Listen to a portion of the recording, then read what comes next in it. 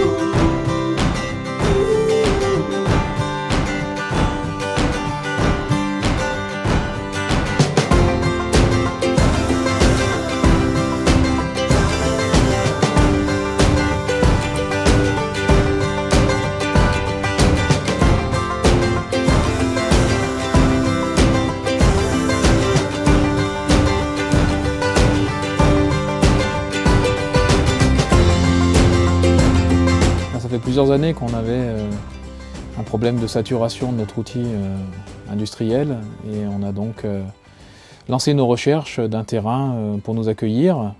Et grâce à la volonté des élus de Panissière et de la communauté de communes qui l'entourent, on nous a proposé un terrain sur la zone du Roule, sur la commune de Panissière.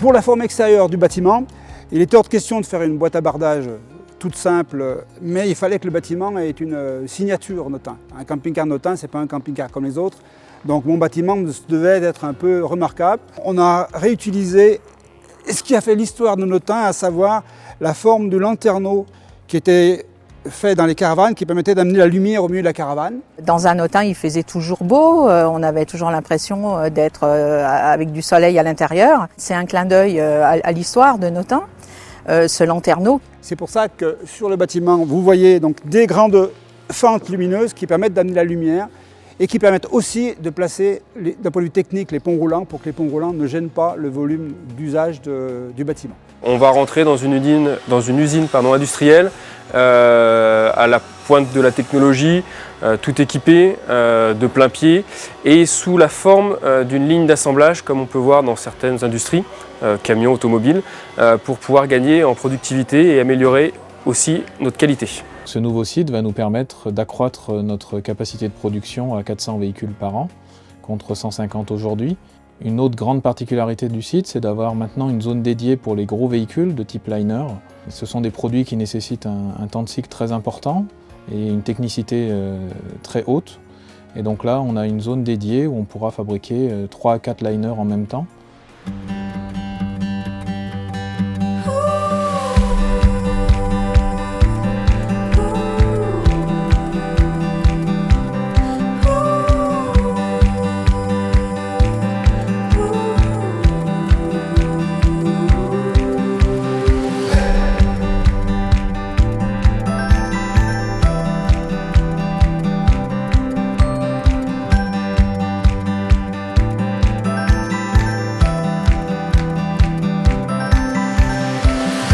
Le grand principe du bâtiment, c'est en fait d'être le plus souple possible parce que le process peut évoluer sans arrêt.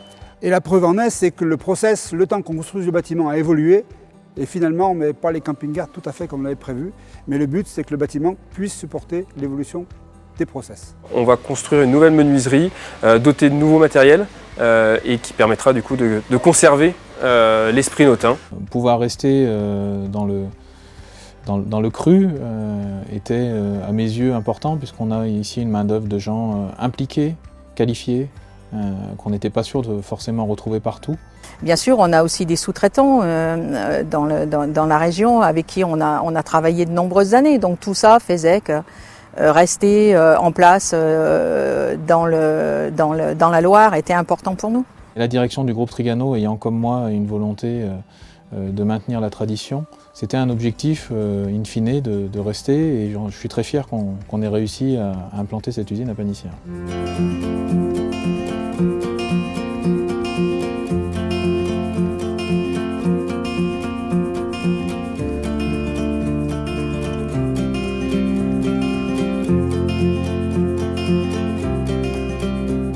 Depuis mon arrivée auprès de Guéric, j'ai tout de suite compris que le service client était essentiel. Chaque jour, toute l'équipe fait leur maximum pour satisfaire la clientèle. La direction est toujours présente, elle trouve les solutions pour dépanner les clients. Pour moi, c'est exceptionnel. Une autre particularité de notre entreprise, c'est d'être extrêmement proche de notre réseau de distribution, puisque nous participons activement aux événements commerciaux auprès de notre réseau. Et j'en suis très fier et je souhaite que ça continue, parce qu'en étant proche de nos réseaux, on est aussi proche de nos clients finaux. Et donc on répond aux besoins des professionnels et des consommateurs du mieux possible. Et c'est ce qui oriente toutes nos actions au quotidien.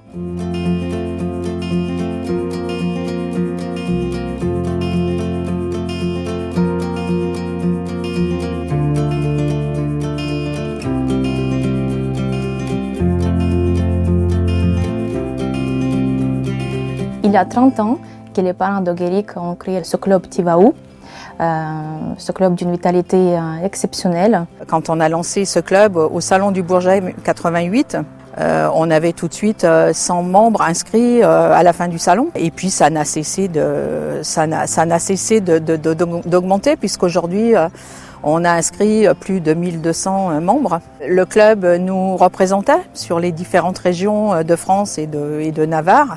Donc, et puis c'était aussi une approche avec la clientèle différente, puisqu'on la côtoyait, et que un notin qui sortait, on ne se trompait pas, parce que c'était la demande de nos clients. C'est une belle aventure que je continue à vivre et à développer. Ce sont des petites attentions qui ont contribué à fidéliser nos clients depuis des décennies.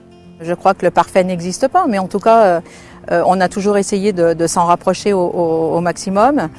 Et je crois qu'il faut surtout continuer dans cette voie-là, puisque bien sûr Notin a une image forte dans la profession, une image de qualité, et tous les jours on répète à nos équipes que c'est l'une des choses les plus importantes et qu'il faut surtout la conserver.